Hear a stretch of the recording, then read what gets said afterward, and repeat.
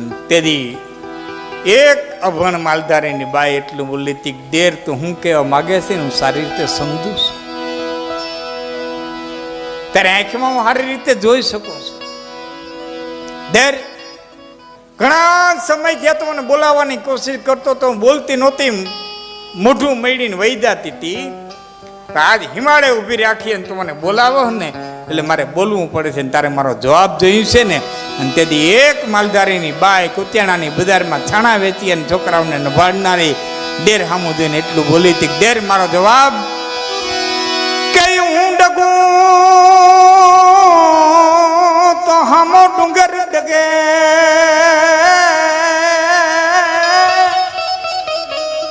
અને પૃથ્વી પાતાળ જાય.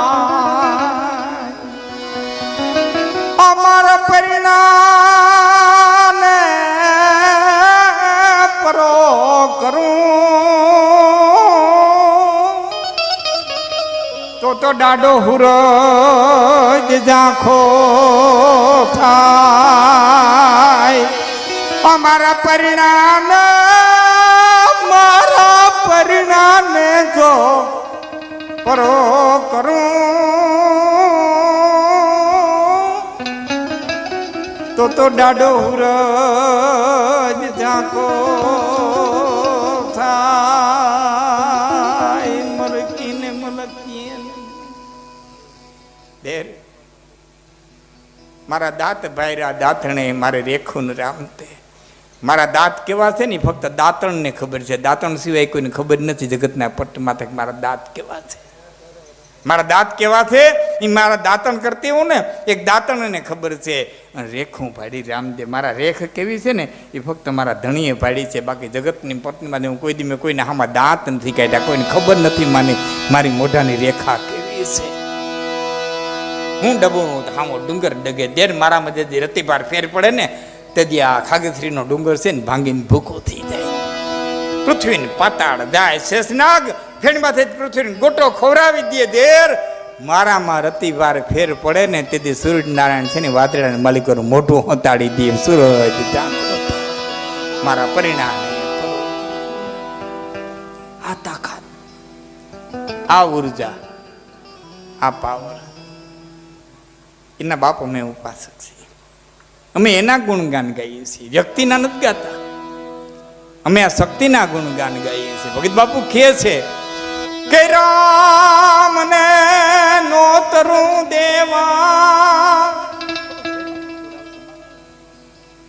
બને કોઈ એક કૌશલિયા. રામ આ જ આવે, કૃષ્ણ આ જ આવે, શિવાજી આ જ આવે, પણ એ તેજને ધીરવી હગે એવી કૌશલ્યા તો હોવી જોઈએ ને. એવી કંસના કેદખાનાને સહન કરી કોઈક દેવકી તો હોવી જોઈએ ને. એવી કોઈક જીજાબાઈ તો હોવી જોઈએ ને. ભગત બાપુ કહે છે આ રત્ના મને બહુ ગમે છે. માઇનો ભેરવીનો સુર આવશે, માફ કરજો, પણ એ બહુ સુરીલા હોય નડે. અમને બહુ કઈ નડે નહીં. ધોહરાવાનો ફેર અમારે ધાલે ના. એ કોઈ લતાજી દેવાનું હોય તો એને કદાચ નડતું જ આપણને ખબર નથી. કારણ કે એ દીદી છે ને એ આખા સુરથી ભરેલા હતા.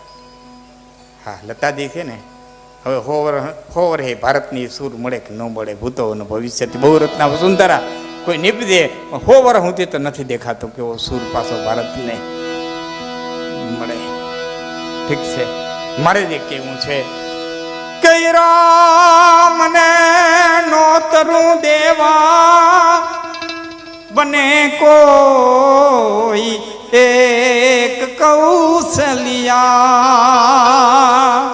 સીતાને સાધના કરશો જાનકી રામની છાયા. તો સીતાજીને બોલાવવા નહીં પડે. રામ આવશે સીતાજી તો એની છાયા છે. જાનકી રામની છાયા. પણ પછી જે કવિ કાગળ શબ્દો લખ્યા છે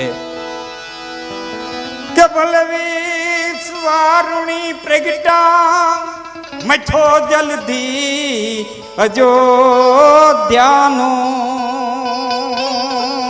પણ ભરતની ભેટ ભારતને કઈ કઈ વીણ મળત ક્યાંથી. ભરતની ભેટ ભારતને. હનુમાનજી મહારાજે એટલા કામ કર્યા કે રામે ભેટીને એમ કીધું કે હનુમાન, વાલ્મીક લખે છે કે હે હનુમાન, 14 બ્રહ્માંડની માલિકો તને દીધા જેવું મારી પાસે કાંઈ નથી. આવું રામે બોલી ગયા, તને દીધા જેવું મારી પાસે 14 બ્રહ્માંડમાં કાંઈ નથી. હનુમાન તો મને એટલો વાલો લાગે તો રામ ઉપમાય નો દઈ હીગા કે તુમ મમ પ્રિય ભરત સમભાઈ, તો મને મારા ભાઈ ભરત જેટલો વાલો લાગે. ભરતની ભેટ ભારતને કઈ કઈ વીણ મળત ક્યાંથી. મહાબ્રહ્મચાર્યની મૂર્તિ પ્રભુ સંકલ્પની પ્રતિમા. રામને બોલવું ન પડે, સંકલ્પ. મેઘનાથની બરછી લાગી, લક્ષ્મણથી ઘાયલ થયા, રામના ખોડાની મલિકર માથું, અને ધીમો ધીમો ધીમો ધીમો ધીમો ધીમો અખિલ વિમાનનો માલિક માથે હાથ ફેરવે છે, અને એમાં 2 બિંદુ આંખની મલિકર પાણીને આવ્યા. રામને જાંબુવાને કીધું, મહારાજ તમે મોરા પડી જાઓ તો વાંદરોનું શું થાય? સવારે કેમ લડશીએ? તમે રોવા માંડ્યા, તમારી આંખમાં પાણી. હમણાં હનુમાન ગયો છે વૈદ્ય પાસે, હમણાં વૈદ્યને લઈને આવશે, તમે મુંજાઓમાં. અને ત્યારે રામે કીધું, તું જાંબુવાન, અવધ અનાથ કો સોચ નાહી, નાહી સોચ પિતા પર ધામ કીએ કો. રાત કીએ પુની સોચ નાહી, નાહી સોચ માતા વનવાસ દીએ કો.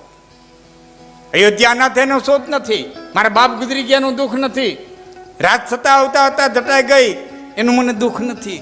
લક્ષ્મણ મૂર્છા કો સોચ નાહી, ક્ષત્રિયનો દીકરો છે મરી જાય તો મને દુઃખ નથી. લક્ષ્મણ મૂર્છિત તો થયો અને મને દુઃખ નથી, કે તો રોવો હું કરવા? કે લક્ષ્મણ મૂર્છા કો સોચ નાહી, મને સોચ વિભીક્ષણ બાઈ ગ્રહે કો. મેં વિભીક્ષણને જે રાત તિલક કરી દીધું છે અને લંકા દીધી છે એનું મને દુઃખ છે. કે તો લક્ષ્મણ બેઠો ન થાય તો લંકા જીતાય નહીં. રામ કે લંકા જીતી લઉં, રાવણને મારીને લંકા જીતી લઉં, પણ લક્ષ્મણ બેઠો ન થાય તો મેઘનાદ મરાય નહીં. રાવણને માર નાખો, લંકા લઈ લઉં, પણ લક્ષ્મણ બેઠો ન થાય તો મેઘનાદ મરાય નહીં. કે મેઘનાદ મરાય નહીં તો વિભીષણને લંકા ન મળે.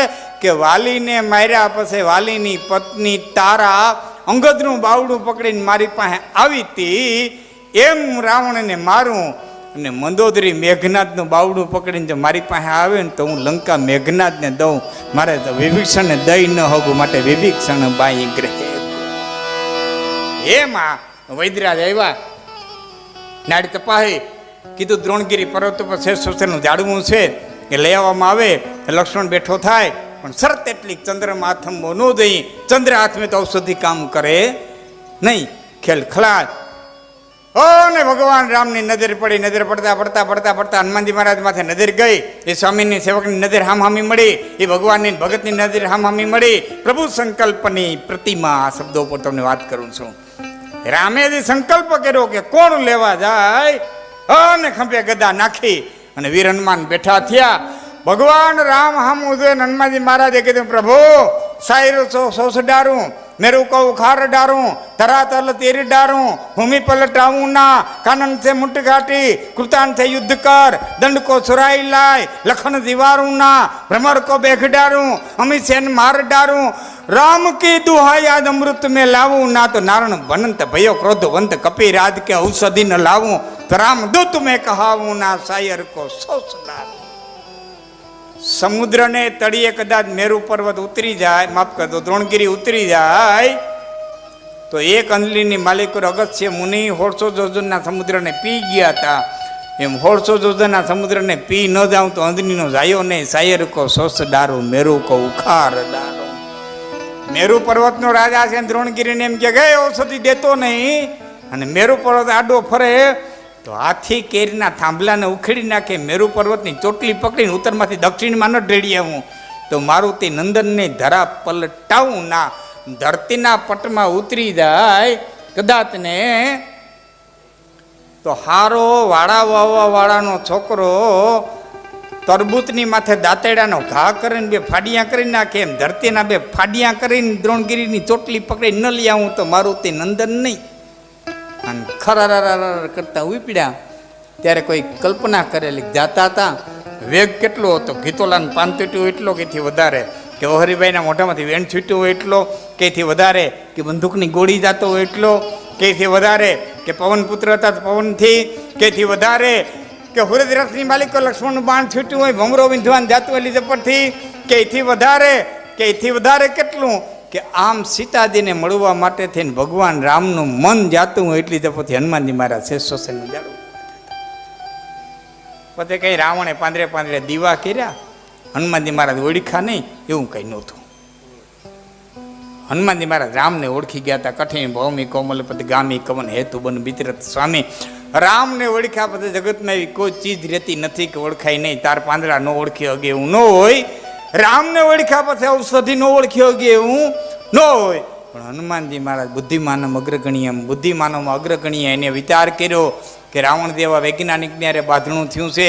આજ લક્ષ્મણ ઘાયલ થયો, કાલે જાંબુવાન ઘાયલ થાય, બેદી પાસે નળની ઘાયલ થાય, બેદી પાસે અંગત ઘાયલ થાય.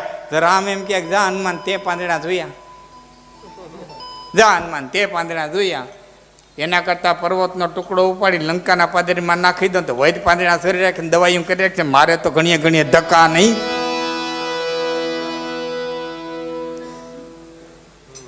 મારે તો ધક્કા નહીં. મહાબ્રહ્મચાર્યની મૂર્તિ પ્રભુ સંકલ્પની પ્રતિમા હજુરી દાસ હનુમંતા જન્માવવા અંજની જોશે. હજુરી એ દાસ હનુમંતા જન્માવવા કોઈ અંજની જોશે. પણ છેલ્લી કડી હજારો ફૌજ ગોરાની કરી ઘાયલ પડી રણમાં. હમણાં ગઈ 15મી ઓગસ્ટ એટલે મને યાદ આવ્યું. હજારો ફૌજ